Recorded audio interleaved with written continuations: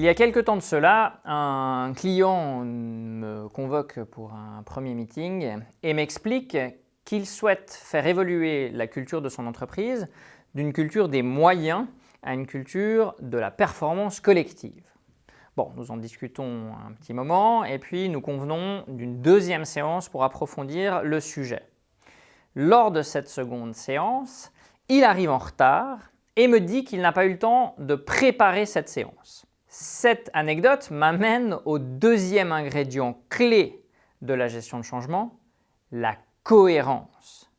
Est-ce que ce CEO est cohérent quand il attend de son entreprise une évolution vers une culture de la performance que manifestement il n'a pas aujourd'hui, alors que lui-même ne prépare pas la séance avec moi? Ma réponse, elle est claire, non.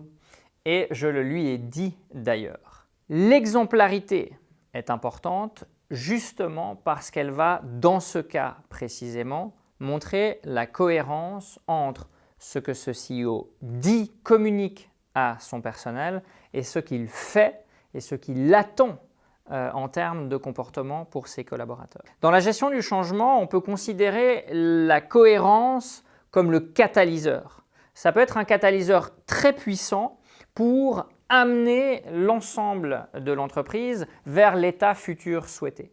Mais en même temps, si cette cohérence devient incohérence, être un frein gigantesque qui maintient le statu quo. Si en même temps, je conserve l'entretien annuel d'évaluation avec des objectifs individuels, il y a une incohérence entre le discours qui est une volonté de collectif et un processus d'entreprise, parfois bien intégré depuis des années dans le fonctionnement.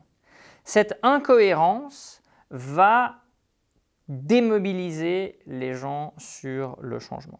Si vous êtes change manager dans une entreprise, eh bien votre travail, c'est d'aller expliquer à la direction générale que vous avez ici un point d'incohérence et qu'il y a tout intérêt à lever ce point d'incohérence pour favoriser le changement culturel souhaité.